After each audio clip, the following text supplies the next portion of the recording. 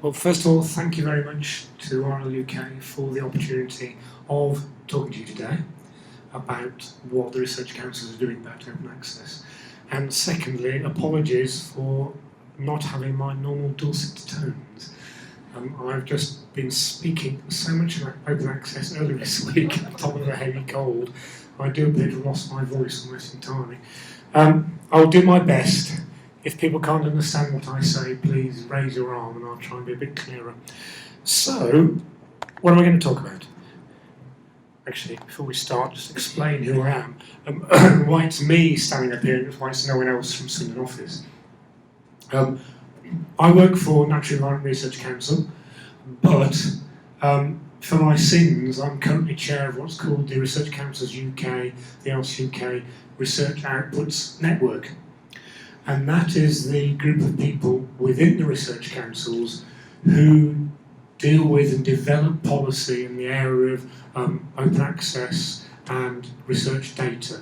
So we're responsible for the policy on open access and the research council's policies on data and data management. We're not the people who we develop the policies, but it's not us who actually make them formal policies. That at the end of the day is done by the research council chief executives.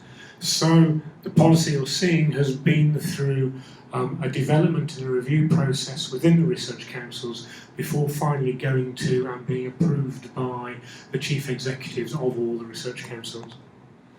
So I'm here representing a team of people, and it very much has been a team effort, and I would like to sort of pay acknowledgement to my fellow members within the group, because together I would say we're a very committed and dedicated group of individuals who really want to see open access to research outputs really succeed. So I'm going to briefly give a little bit about the why we're interested in open access. I think Dame Janet has actually covered a lot of that very well already. The what element, what our policy is about, and then how we're proposing to implement it, and the focus on that will be on the funding side.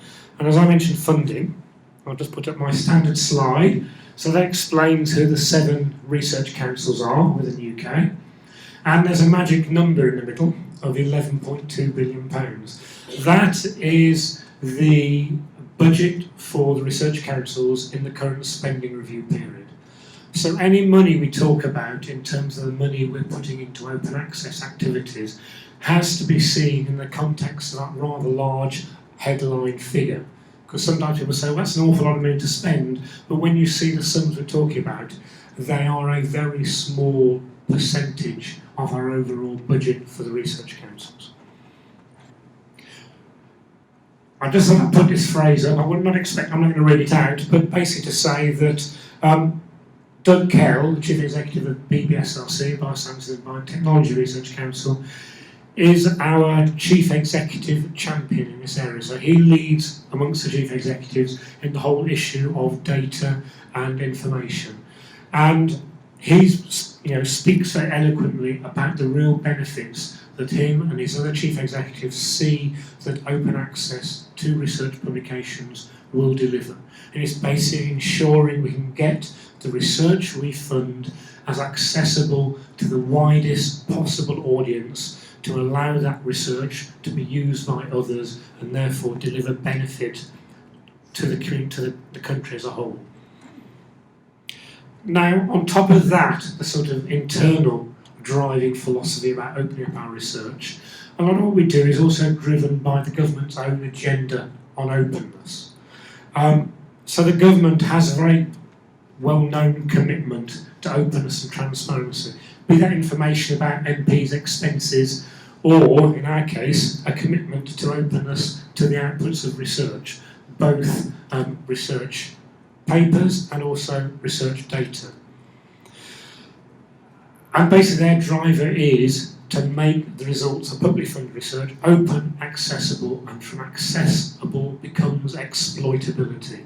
And from exploitation comes innovation, and from innovation comes growth. And from growth comes benefit to the UK PLC as a whole. So very much one of the drivers for this is to get the results of the research we fund out there, accessible, remove those barriers to access, make them usable to others and drive the innovation and growth process. At the same time, openness in research also leads, we hope, to an increased trust in the research process. And I'll come specifically onto that point in some of the other bits of that policy which have been rather overlooked in some of the debate we've been having on gold and green, and there's a rather useful, important bit of a policy which has really gone by the by and got forgotten about. And just to say that the research councils isn't something new for the research councils. We've had our position statement on open access in place since 2005, and it had 4 key elements around accessibility to research, the need for quality, the peer review process is very important, about the efficiency, the cost effectiveness, and the long-term availability of research. And individual councils have had policies in place built around depositing repositories. I think it's been fair to say they haven't been as effective as they could have been. We haven't dealt with the compliance monitoring issue as well as we should have done, and the mechanisms for funding it have been very suboptimal up till now. So that is hopefully going to change with our sort of brand new policy we've revealed and the new funding mechanism we have for that. So basically, to sort of summarise this whole why are we doing this theme, it's really to say we've got to get the outputs of research out there to enable exploitation. And we as research funders have a responsibility to ensure accessibility. And crucially, dissemination is part of the research process and has to be paid for. And it's good to see that that was part of the Finch's deliberation as well. It's very much, the point that is, it's a valid call on the Research Council's budget to pay for the dissemination process. Not only in paying APCs, but we also pay our fair share of subscription dues through the indirect costs of research. And I think crucially that journals, libraries, publishers all have a key role to play in this process of getting the outputs of research out there and disseminated and accessible for reuse. So with our policy, it came in, well, it was publicised, it came out in public on the 16th of July, I think was the big day we brought it out, was the day I got back from holiday actually, and it's been non-stop ever since. Basically, it defines what we mean by open access. It basically explains our expectations on researchers and the options available to them for publishing. And crucially, the criteria on the researcher is to publish in a journal which is compliant with our policy. So the policy says exactly how a journal can achieve compliance, which is through the gold and the green route, which we'll come on to, and then it basically applies to all publications which are wholly or partially funded by research councils in terms of the research, which are submitted for publication from the 1st of April next year. So it doesn't apply to new grants. Had we made it just apply to new grants, we wouldn't be seeing open access coming on stream for another 3 years or so. It applies to any publication submitted for publication from the 1st of April. So even if your grant finished 6 years ago, if it's still a piece of reporting on a piece of Research Council funded research, this policy now applies. Now, before I get into the details of the policy, I wanted to pick up on the forgotten bit of it, which I mentioned, which is the whole area around transparency and the research process. So the two extra things which are in that policy, first of all, is we're very clear there must now be, every paper must have a clear statement acknowledging the source of funding of that research. Now that actually has been a condition of grant for quite a few years now, but quite often it's more observed in the breach, so to speak, than in the compliance. Now, some areas and some researchers are very good at acknowledging their source of funding, some aren't. So what we're saying is, going forward, we really want that to be a mandatory part of all journals, or journal papers. And as part of that, and part of the exercise, along with the Wellcome Trust, we are talking to all the major academic publishers about how this policy can be implemented and talking to them about how they can make this a mandatory part of their document workflow. Now the second bit is also, we're saying that as of April next year, all papers must now include a statement on access to the underlying research materials. So that's samples, specimens, data, models, etc. Again, it doesn't mean those materials have to be open access, but we want researchers to give a very clear statement about how, if and how you can gain access. So it's not good enough just to say, these are my data, you can't have them. You could say that, but maybe the peer reviewers of that paper will be slightly less generous in their peer review process. But there are perfectly legitimate reasons why the data can't always be open access, and you can say that in the statement.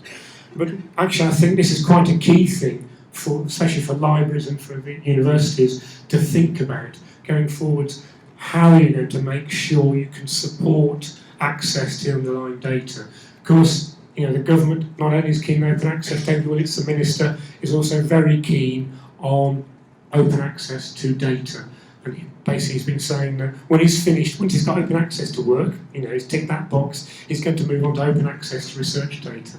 So I think, so not today, but that's a key thing, I think, to explore. What is the role of libraries and librarians going to be in facilitating access to research data and to managing the research data on behalf of the institution? And really that picks up on the recommendations in the recent report from the Royal Society on science as an open enterprise, and all about opening up the transparency of the research base to ensure that the highest integrity and to improve that public confidence in the research process. So going back to the open access bit, excuse me a second. Right. What do we mean by open access? Well, basically, it's basically unrestricted online access to peer-reviewed and published scholarly research papers. And by this we mean papers published in journals or conference proceedings. But the key thing, we're talking about peer-reviewed research papers. And specifically, users must be able to basically read the paper, so free to read, but also free to download and reuse the content. To include, text and data mining, but as yet to be invented exploitation techniques for the content, and to allow people to do other stuff with the papers, whatever that other stuff is. So basically what we're saying is we want anyone to be able to do anything with the content of research papers. And for that, we'll be saying where we're paying an open access publishing charge, an APC, we're buying a service from publishers, and one of the services we're buying is we want those papers to be licensed using the Creative Commons by attribution license, basically what's called CC BY. And basically that means with a CC BY license, anybody is free to do anything with the paper, be that commercial or non-commercial. And that is a key element for us, because that is, again, removing the barriers to exploitation. It's allowing people, getting the stuff out there, getting it available to be used. What people are going to use it for, we're less clear at times, but it's removing the barriers, increases the opportunity. So how do journals comply with that? Well, either they will have to offer a gold option with the CC BY license, where we're paying for the APCs, or if they're not prepared to offer a gold option, they must offer a green option with at least the author's final peer-reviewed manuscript. So quality is important to us, and what we want, the research councils have to speak to a much wider constituency than just the research community. So we want to make sure that anyone who's reading a paper is reading the peer-reviewed version of the paper. Now, I know there's plenty of people say, well, the differences that peer review make are very limited in some cases. That may be true, but we want to ensure that everyone is reading the final quality step marked, quality tick mark version, either thing that's been through peer review. So it's at least a postprint, so a preprint isn't acceptable. And the embargo period in the STM side will be a maximum of 6 months. But for those subjects, those papers from research from ESRC and AHRC, Economic Social Sciences, Arts and Humanities, it will be 12 months, but just for a transition period, as we recognise that the scholarly publishing community in that area is less well developed than the the community in the STM side, and it needs needs a bit more time to adapt to the new sort of open access domain. But we are clear, this is 12 months embargo for a transition period only, and eventually that they will need to move to a maximum 6 months.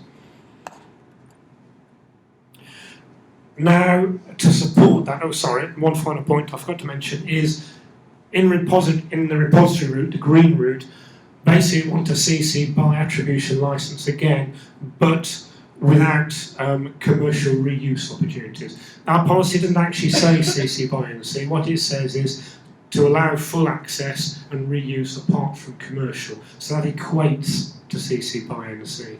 Now, again, it's not an issue discussed today, but there is a huge disparity around how repository content is licensed, and a huge confusion about what you can do with repository content. Some of it is CC BY, some of it is a publisher-specific license, like a lot of nature content in repositories. Some is just there on a wing and a prayer kind of thing, and it's just no clarity at all.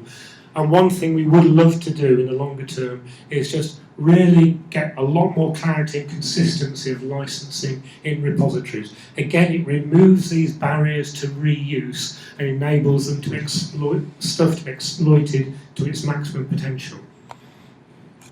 So, going on to funding. So last Thursday we announced a mechanism for funding the block grants for payment of APCs. So each institution will get a single cheque, so to speak, from the research councils. The money actually will come from EPSRC. They're managing the process, but it will be a single cheque. So you're not going to get one from RLUK, one from BBSRC. It will be a single amount of money.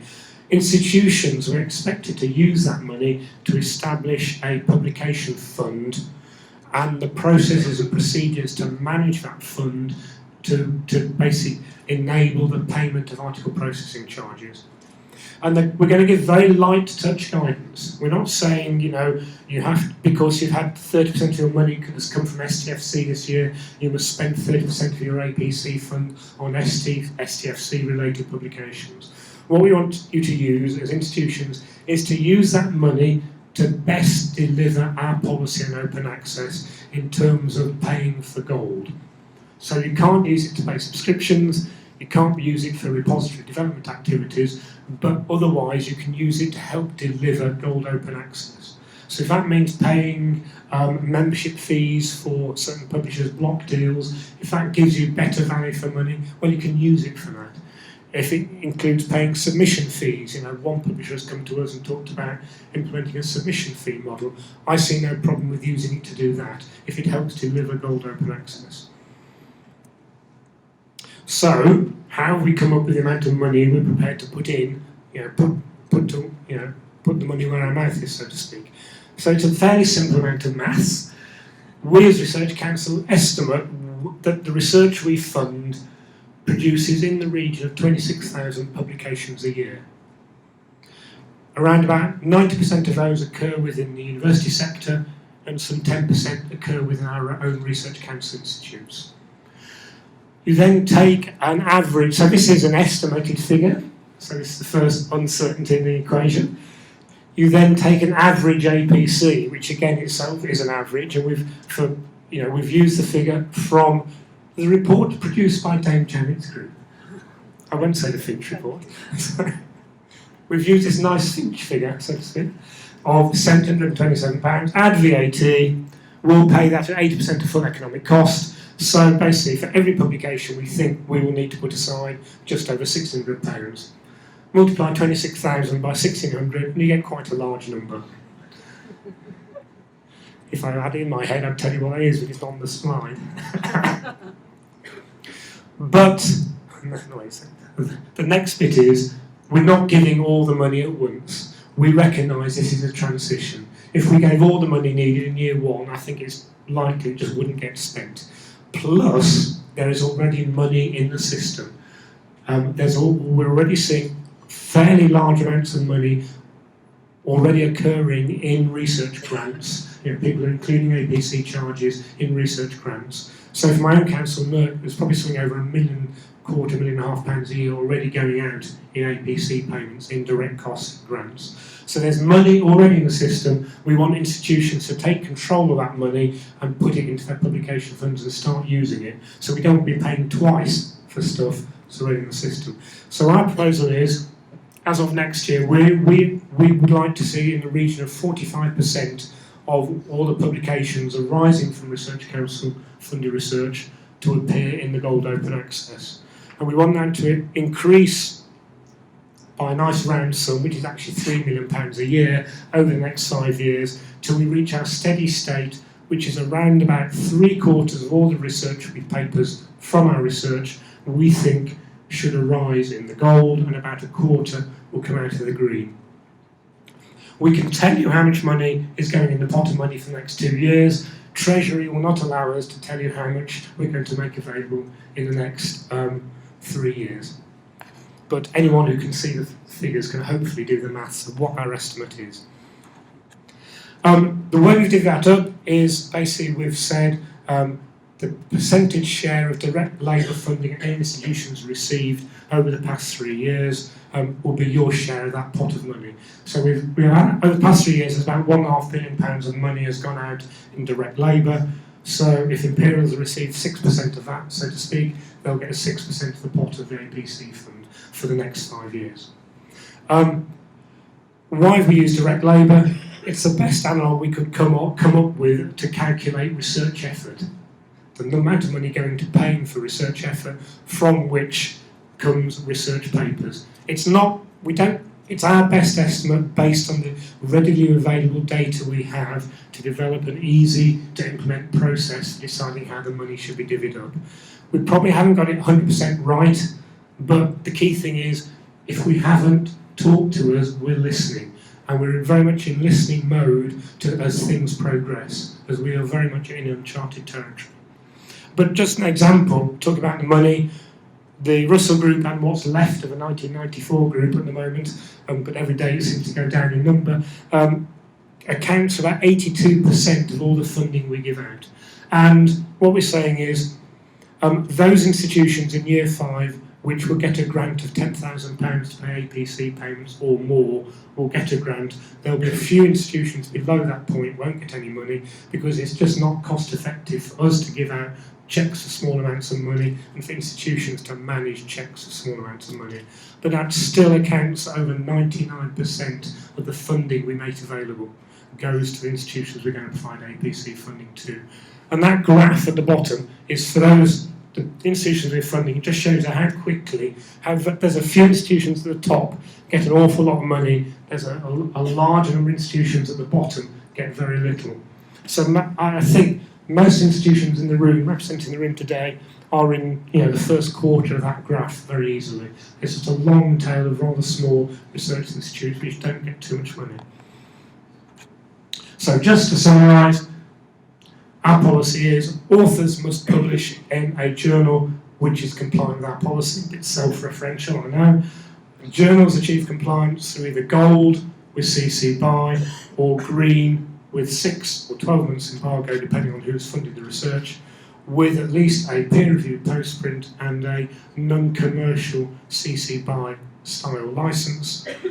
Our preference as research funders is for gold, and I've blogged about this. We're very clear. We think gold delivers us a better quality of open access for the widest possible user community. However, the choice at the end of the day is with authors and their institutions as to where the research should be placed for publication. And we're saying we want to see this transition in terms of how we're seeing the process going take around about 5 years, and at the end point, our steady state, as we see it at the moment, is around about 3/4 of the research should appear in gold and about 1/4 appear in the green route. And thank you very much.